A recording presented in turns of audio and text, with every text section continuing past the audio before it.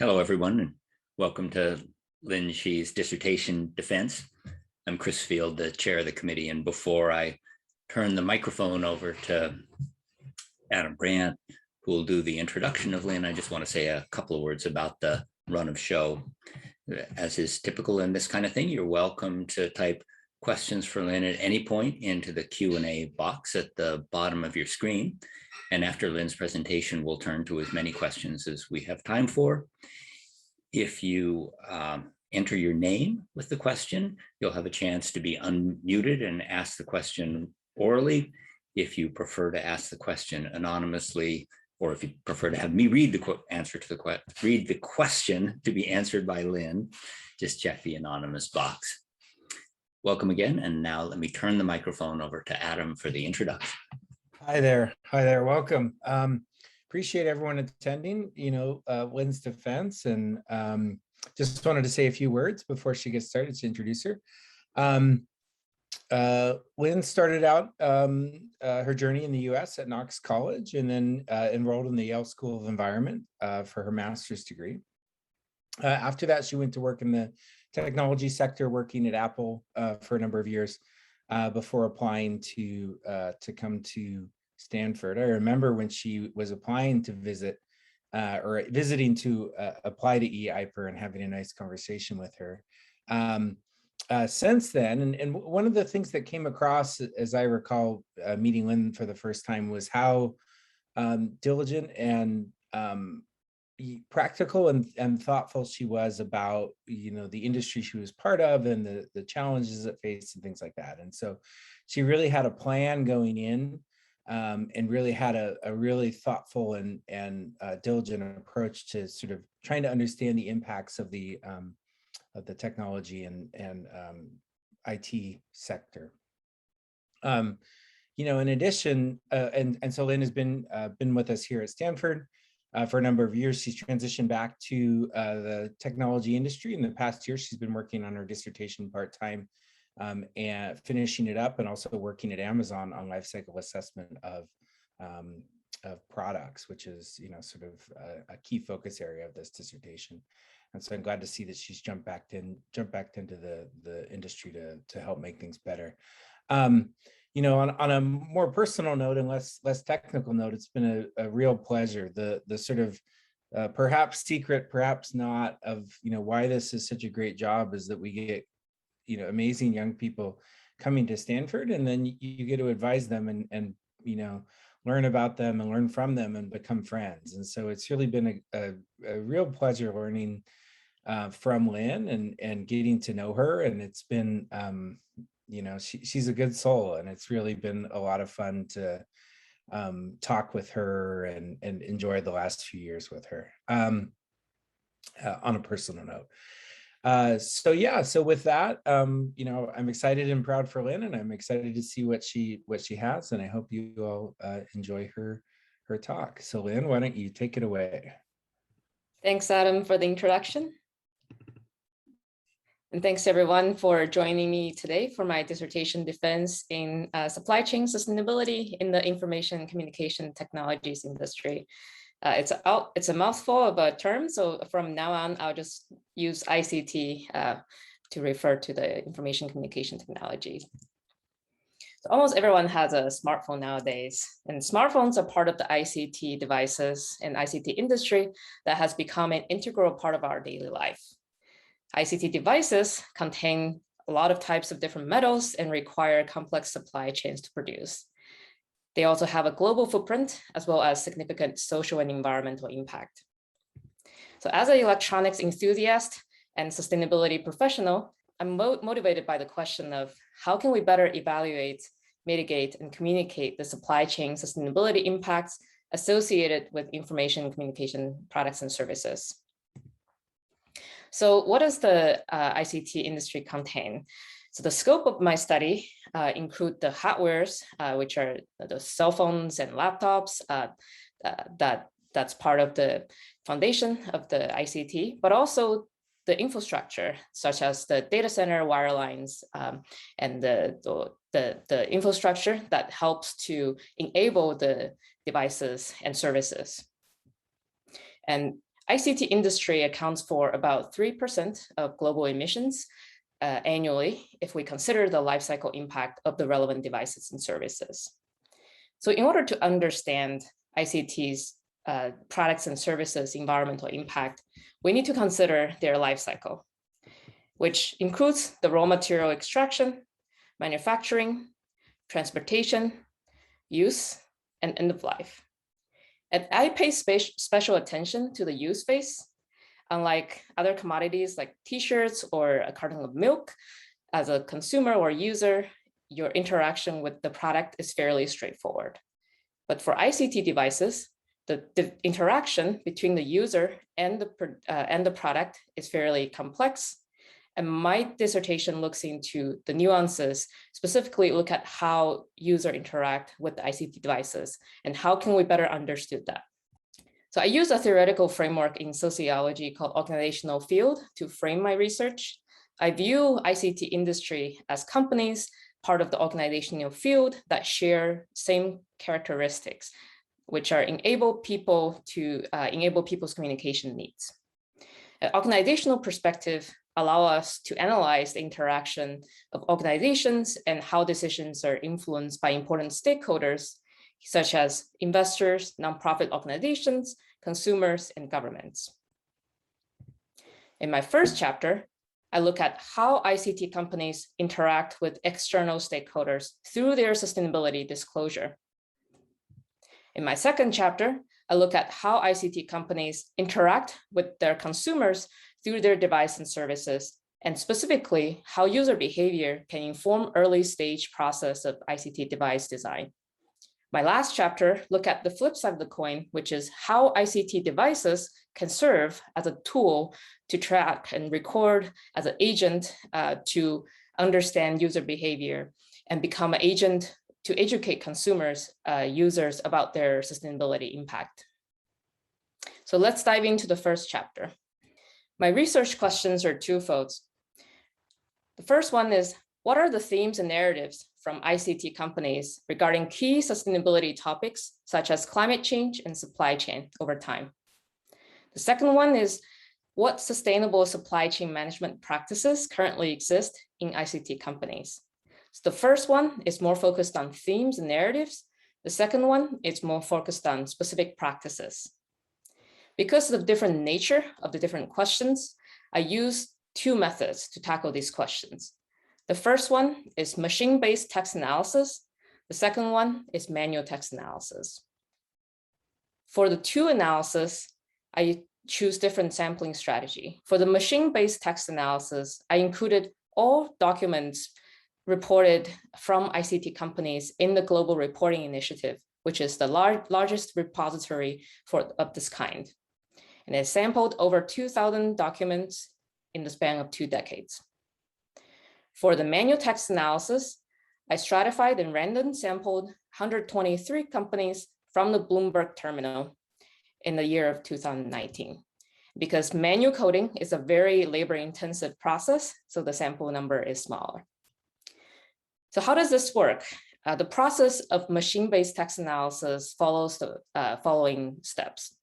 First, we pre-process the text to remove characters, special characters and stop words, things that are doesn't have contextual meaning to make the text cleaner. Then we identify seed phrases that are important for the analysis. Together, we feed the text to go through the phrasal segmentation using an algorithm called autophrase, in which we can isolate the phrases that are important for the analysis. And next step, we use a topic mining algorithm called CAT-E, which is category guided embedding topic embedding model to mine specific topics. So here, as illustrated in the graphics, we can feed special topics of interest, such as climate change, and then train the model in a 200-dimensional word embedding space. We extract the 100 top representative words per topic, and then to ensure the model robustness, we bootstrap the model 15 times, and then choose the top 10 round per topic with the highest coherence score. And finally, we extract the top 100 common words per topic. For the manual text analysis, We first developed the codebook based on literature on sustainable supply chain practices. And then we test the code through independent coding and refine the codebook. And to ensure the analysis robustness, we go through iterator reliability test and daily briefing and review on those coding questions. So next, I'm going to share some results. From the machine-based text analysis, here is on the topic of climate change as the center topic. Here we select the top 50 words that we uncovered from these documents on the topic of climate change.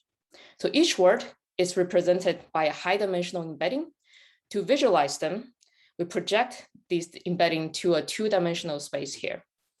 And then we use k-means clustering on these vectors to automatically assign these assign these words into 3 groups. So the green one here is the greenhouse gas related words. The blue here is organization policy related words. And the purple here is disaster and solution related words. So the important thing here to focus on is the evolution of these words over time. So here I'm showing the first 3 years of snapshots of the results, and then I'm going to move you through time and see how these descriptions evolve over time. So next is the next 3-year period, and then the next 3-year period, and our last 3-year period. So over time, what we have seen here is an increasing number of descriptions around climate-related disasters, which represented by the purple dots here, and a decreasing number of greenhouse gas specific descriptions, which represented by the green dots here. We can use the same method to mine other topics, such as supply chain and certification. So for certification, we're able to follow the same procedure to identify the top certifications mentioned by companies. And the certification from international standard organization stands out, which is here referred to as ISO. So using the results of the text mining, we can uncover ISO certifications frequently mentioned by ICT companies and quantify the proportion of the documents that include specific types of ISO certifications. So here the graph shows the percentage of documents mentioning the specific type of ISO certifications. The red ones refer to the certifications that's related to sustainability, and the blue ones in the blue spectrum refer to the certifications that's not related to sustainability, that are in quality, assurance, and security. So the finding that we have through this uncovering is there are more generic certification that's being mentioned more frequently by companies are more generic standards here, such as ISO 14001 and ISO 9001. Those are generic environmental and quality standards. And you shift to other certifications, there are lower percentage mentioning of product-specific certifications. For example, here the yellow bar, which is the ISO 14067, that is the product-specific ISO standard on greenhouse gas accounting of a product. And this result is consistent with our manual coding analysis, in which we coded the percentage of companies mentioning specific sustainable supply chain practices. So here, the color in the categories, the blue indicate internal standards and interventions led by companies. The red refers to the external standards. And here we've seen from this chart that overwhelmingly companies choose to use internal standard interventions to guide their sustainable supply chain from their public disclosure. And a smaller proportion of them use multi-stakeholder standard, which ISO is part of, to guide their sustainable supply chain practices. So the main takeaway for the first chapter is ICT companies' climate change narratives have shifted from mentioning pollutants contributing to climate change towards climate change related extremes and solutions to address these challenges. Also, we've observed that ICT companies adopt a diverse set of certifications, but there are gaps in adopting a unified standard in specific areas. Third one is ICT companies primarily use private policies to manage their supply chain sustainability. So let's shift to chapter 2. So following the analytical framework, this chapter, I'm looking at how consumer and user behavior can contribute to the design and management of the ICT device environmental impact assessment. And my research question is, how can product functionality and user behavior be incorporated as part of the ICT device lifecycle assessment? I used the matrix-based LCA method, and note here the current approach, we use the F represents to the final demand, and the A inverse F represents all the processes involved to make the final demand, to match the final demand to make a product. And the matrix B refers to the environmental impact for each processes.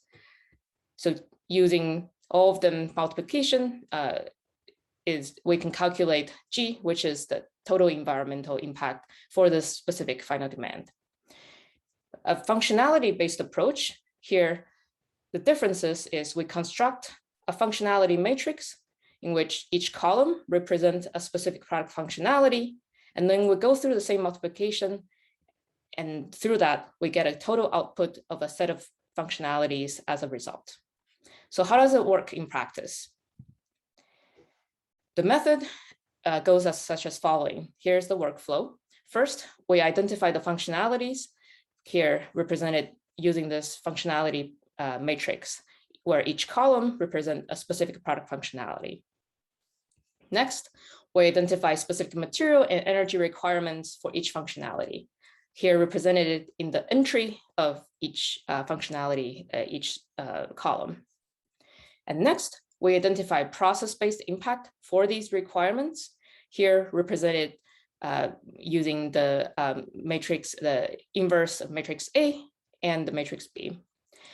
And lastly, we identify the total impact for each functionality using this calculation G.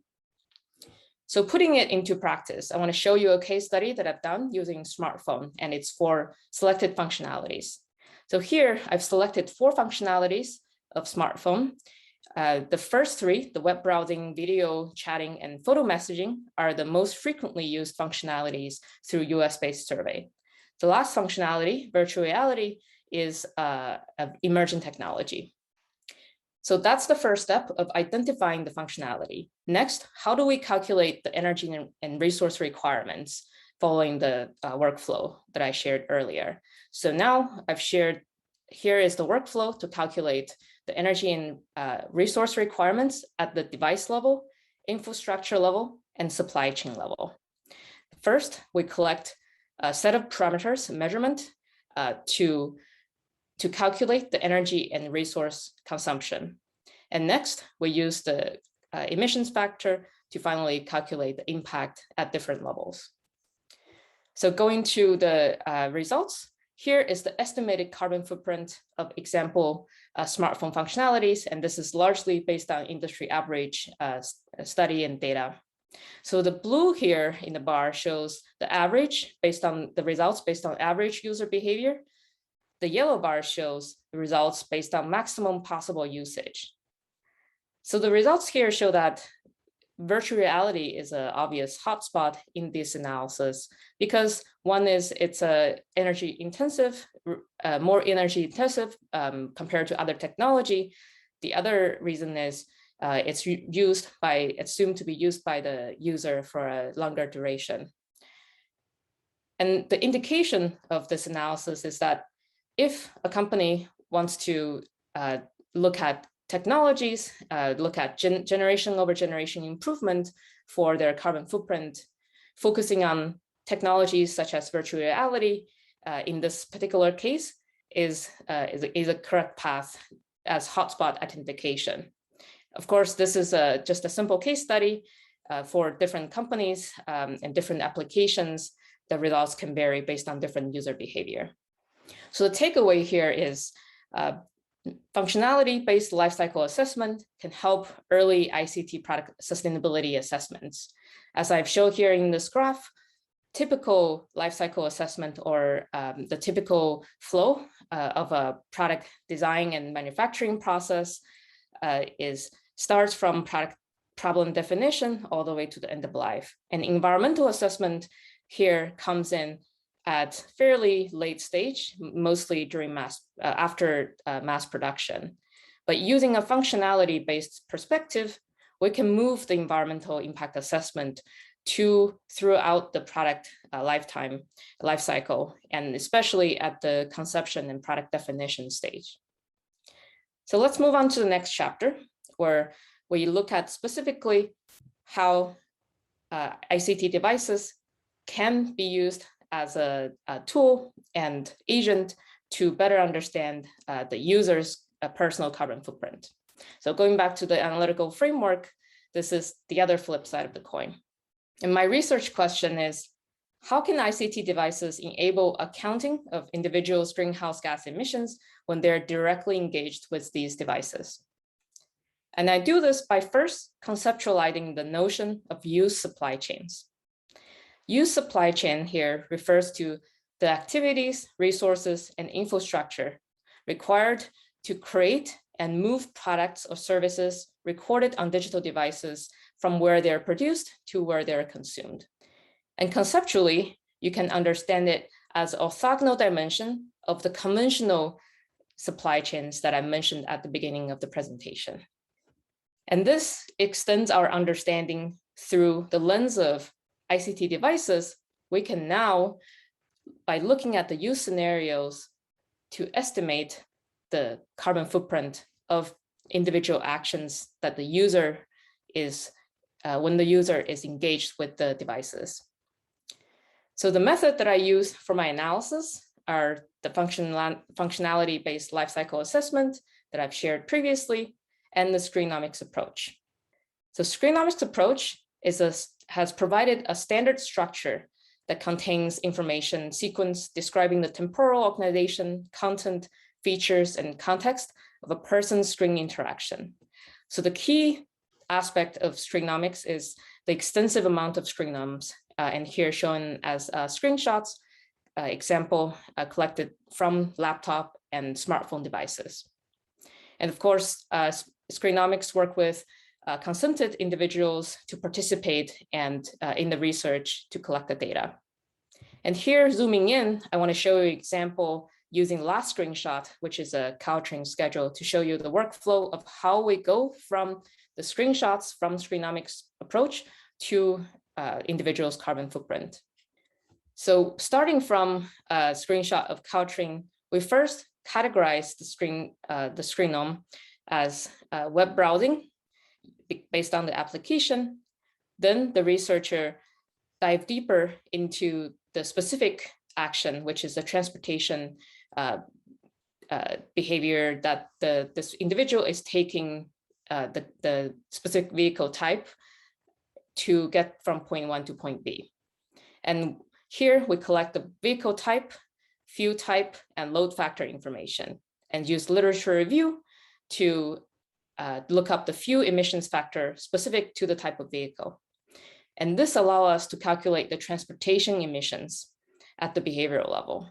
And next, we can use the metadata to also understand the location, which informs the grid emissions factor, and use the device energy draw and infrastructure energy draw to calculate the device level emissions and the infrastructure emissions. So going through a similar exercise, screen by screen, we compiled a case study of a greenhouse gas estimation of an individual's day in a 24-hour period. So here, the important thing to note is the carbon emissions in results here is plotted in a logarithmic scale. So this is the impact of one individual's carbon emission using the screenome, to inform us, where we categorize the emissions in 3 different levels: the device level, the network level, and the behavioral level. And this individual uses 2 devices, a smartphone and laptop, here represented by the screenome bar down here. So the spikes in the results are due to the consumption and transportation behaviors from this individual. So this is a extreme small and case study, but hopefully I've illustrated the workflow and concept of what does this mean on a very small scale. And the point of this analysis is that if we can scale this analysis, we can provide a more granular understanding of individuals' carbon footprint. And we can scale this analysis at a bigger scale and understand the trends from a population. But even with the individuals' data, we can start to understand user behavior and help researchers to understand and educate individuals' sustainability impacts here and provide nudges and tips to inform users about what they can do to reduce their carbon footprint. So a recap of my 3 dissertation chapters.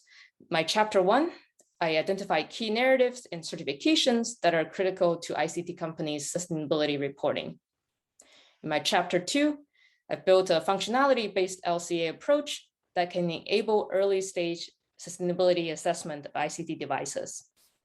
In my chapter 3, I conceptualized the idea of used supply chain that can be used to analyze the sustainability impacts of digital device-based activities. And I hope that my dissertation has shown you that there's a lot of potential for sustainability engagement in the ICT industry. And where these opportunities are, from my chapter 1, I think there are opportunities to support standardized responsible supply chain policy in the ICT industry. Chapter 2 can help us, has shown that there are opportunities to help sustainable design at early stage through considering user preferences. And chapter 3 reveals the opportunity to help understand individuals' greenhouse gas production and design educational programs accordingly. And I look forward to working on these areas in my future work. So now, thank you very much for listening in. I will turn the mic back to Chris for the Q&A portion. Thank you, Lynn, for a wonderful overview of an exciting area. We're open for 10 to 15 minutes of audience questions. While we're waiting for an audience question, could you comment a little bit about the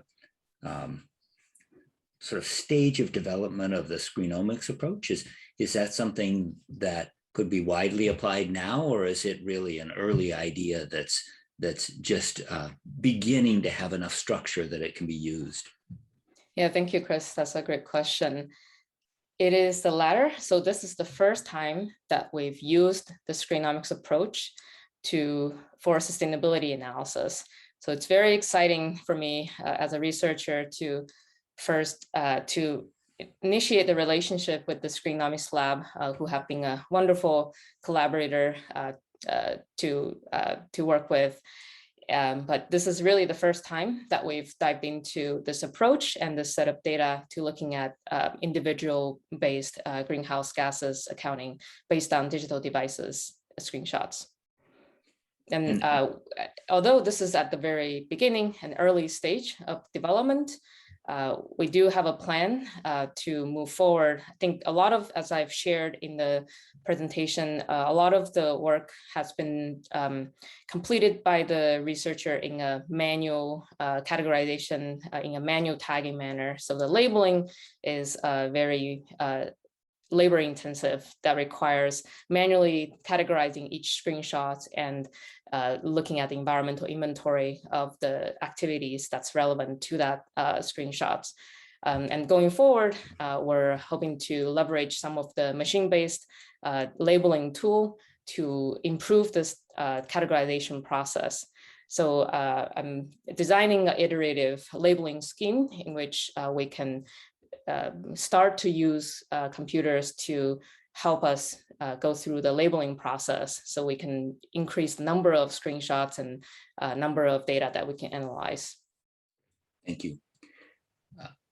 Question from Rob and Desi. You want to ask it orally? Hello, Lynn.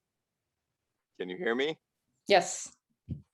Hey, a question about the public transit thing, which I thought was really interesting. Do we have good ways of dealing with individuals' carbon emissions when we don't necessarily know how many other people are on the train?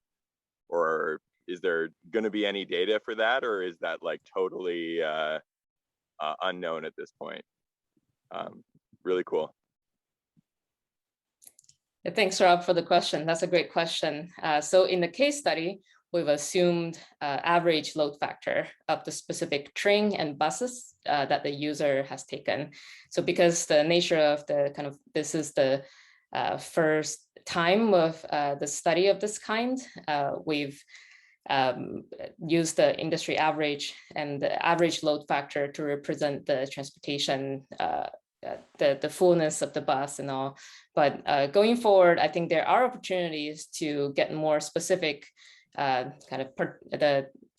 load and a number of rider information from the transit directly, so that we can do this type of accounting more accurately. I think that's a great question, because and I would welcome people who have more expertise in transportation emissions accounting to participate in this thinking, because right now the counting is done at the average level, but going forward, I think it will be great to integrate the specific rider information so we can get more accurate numbers to essentially like allocate these emissions. Okay, I'll jump in with another question. This one is asked anonymously, so I'll read it. Can you tell us more about the ethics related to the screenomics study? Yes, so thanks for the question. This is a fairly commonly asked question by people who I've shared the research with. So first of all, Screenomics Lab have been working on this for a number of years, and they have gone through extensive protocols through the Stanford's IRB process and their own information security checks. So they do comply with the highest ethical standards that's possible, defined by the Stanford and the community. But at the same time, they're also striving to ensure the definitely the ethics and the security part of the information. And because this is extremely personal information, I think we pay special attention to the confidentiality of the user. And that's illustrated in a number of aspects. For example, the specific transaction and name information is masked in the analysis process. And for the a lot of metadata that's shared as part of the Screenomics data, it's using machine-based processes instead of manual processes. So there is a lot of as a summary, there is a lot of thought going into making sure that the privacy of the user, of the participant, and the participant is maximally assured. But going into the kind of the bigger question of if we scale this up, kind of not just the first of its kind analysis, but if we go ahead and deploy it at scale, what kind of, I do think the ethics aspect is very important as we start to scale this up. I think following the existing IRB procedure and all the best guidelines is important. At the same time, I think our plan to rely more on the machine-based algorithm or machine-based analysis process would help to eliminate some of the privacy issues that people are concerned about. And also, I should note that all of the data pipelines that's used by the Screenomics Lab is HIPAA compliance. So it does comply to the highest standard that we've known in terms of data processing and storage. Thank you. A question from Mengya Dao. Yeah, thank you so much, Lin, first for sharing this great and awesome research work. I have two questions related to your chapter 2 and chapter 3. So in chapter 2, you have a figure to compare the surveyed user scenarios to the maximum possible usage of each technology. I see a large gap between those two scenarios. Can you touch a little bit on why this gap exists? Yeah, maybe I'll stop here and then for the next question after you address the first one. Yeah, I think the main driver for that gap is the assumption of how much time that a user is using this technology. So the average case only assumes a user to use those functionalities based on the US-based survey. So typically between half an hour to no more than 2 hours. The maximal use scenario assumes the user uses these functionalities at a maximum duration, which is 6 hours a day. That is very extensive. So the large gap is the energy that's typically that's required to kind of power the devices, and you roll it up to a long duration. So the gap comes from the user using the devices at a longer duration. And as a result, there's more energy draw required from at the device level and from the infrastructure level. Okay, yeah, great, thank you. My next question is in chapter 3, for each screen node categorization, do you need to build new models to model them, or you're using existing models? If you build new models, what was the most challenging thing when you build up the scenarios? And then what uncertainties considered in those models? Yeah, thank you. That's a great question.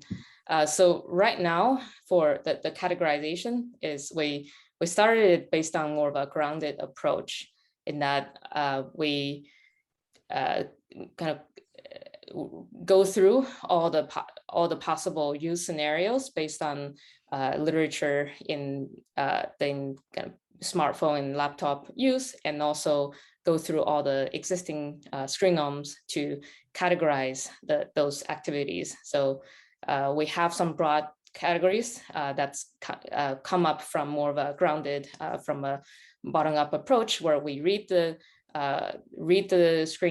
screenshots and then come up with the categories. So right now, it's the categories are, I would say, very preliminary, but it's used to kind of capture all the screenshots data based on what we know from the literature on emissions factor of different types of digital technologies.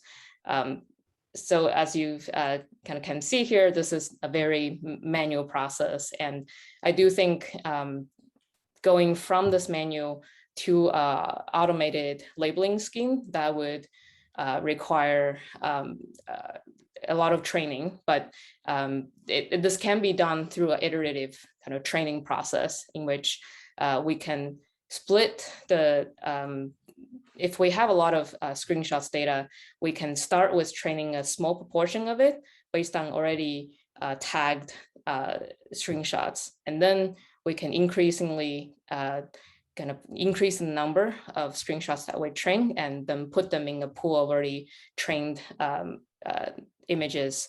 So we can start kind of doing that iteratively using a guided approach. But this is definitely, it's right now I'm thinking about training using kind of automatic categorization to train a small proportion based on the existing tagged categorization, and then using manual kind of guidance to define if the categorization is true or not, or is accurate or not, and then do this in a guided manner.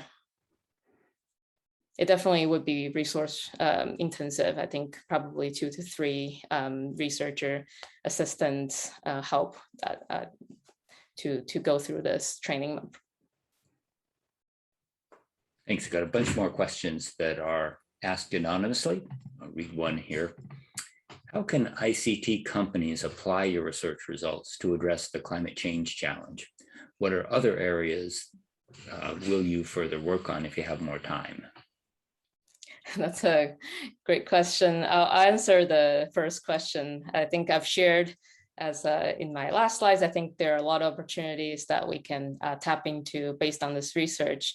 So for the first chapter, and I can expand it a little bit more. The first chapter, I think the topic mining method, especially the machine-based topic mining method, can be applied not only just to topics related to climate change and supply chain, it can be applied to other sustainability area as well. I think it really depends on the application area that the person is interested in. So for example, if someone, a sustainability professional, is interested in the topic of waste and recycling, they can look at the descriptions and the words specific used by the companies to understand kind of the landscape of the narrative from the companies on these topics. So I think in general, the topic mining method can be applied to understand narratives from ICT companies and other companies beyond. So that's from chapter 1. From chapter 2, I think I'm excited to create the method of functionality-based LCA, and I think it can be particularly applied to understand generation over generation carbon reduction of electronic devices. Because right now, a lot of the electronic life cycle assessment is done at just a device level. We don't have much resolution to how user interact with the device. And now with this tool, I hope more researchers can start thinking about how can we do early stage user testing and incorporate those data to the life cycle assessment so that we can look at what's the designed use case and lifespan of the devices and incorporate that as part of the early assessment. And for the third chapter, I think because this is the first time that we've really dived into this data set and this approach, I think there's a lot of work that could be done to use this approach to understand individuals' greenhouse gas emissions. Of course, this is limited to the digital devices, but I think that can be used to build a really robust baseline to start from somewhere instead of now that we don't really have a good understanding of behavior-based individual carbon emissions. If I have more time, what would I work on? I think all of the 3 chapters, actually, I think it's already years of work ahead of me. I think if I have time, I would try to educate more people about these methods and try to ask people, try to train people or get more thoughts on how to improve this method so that we can start using these tools all together. So if I have more time, I'll do more teaching. Great. Why don't we take one more question? Is there a question from a committee member? If not, I'll read one more from the anonymous box. Do you expect carbon emissions data estimated from phone use to change people's behavior if they have access to it? Well, that's a really good question. So my hypothesis is there will be a change, but we don't have empirical data to show it. And actually, in my first few years of my research, I really wanted to get to it, but realized that this is a way bigger topic than what I can tackle. So instead of looking at that change, I started looking at what can we do to form a baseline. So I think my hypothesis will be there will be change, but how do we get there? So it's a combination of my chapter 2 and chapter 3. So chapter 2, I think we need to look at first how to build a baseline of how users are interacting with the devices nowadays. And then from the baseline, we can then calculate the delta from the baseline. But to build a baseline, we need to understand all those device infrastructure and behavioral level information. But in order to understand the delta, we need to essentially have a very controlled environment where their only controlled variables are changing from generation to generation. But I think using approach such as streamnomics, using a very detailed approach to understand the baseline of user behavior and then look at the next generation of how user behavior has changed, that could that could inform us the delta of changing of user behavior. but my hypothesis is it's definitely changing our behavior and lives, as we can see every day, but we really don't know the degree and to what extent they're changing our carbon footprint. And I think that's years of work for us to find out how that would look like. That's still to do. Yeah, thank you so much. And let me turn the microphone back to you, Lynn, for any closing comments and acknowledgements you'd like to make.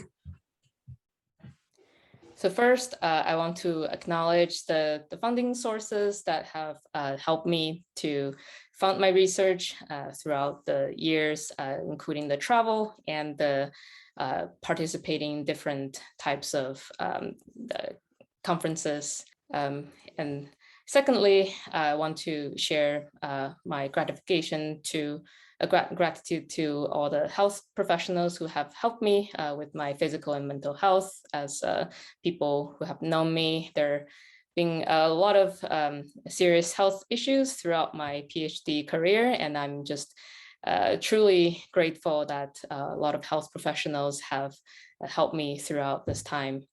I'm really grateful for people who have participated in my research to share your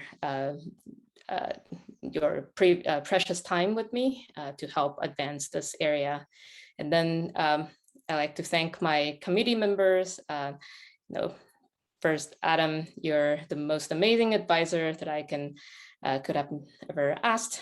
You spent hours and hours talking through research questions with me and with a lot of encouragement. And I've also just personally really thankful of all the guidance that you've provided to me, in particular, developing my curiosity to research, which have led me to going back and choose a career in research.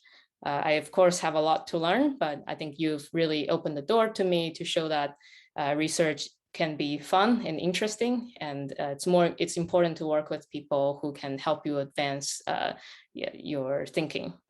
And Dan, thanks for taking on the co-advising role with me, and I really appreciate your teaching about be patient and be thorough in my thinking. And I think every time I talk to you, I've always gained so much from your teaching.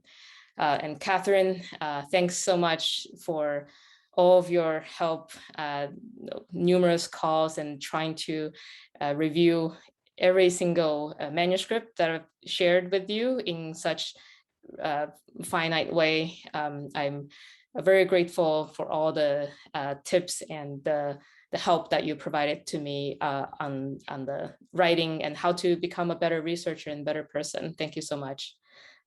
Byron, thanks for the leap of faith when I approached you to talk about the crazy idea of using stringnomics for sustainability research.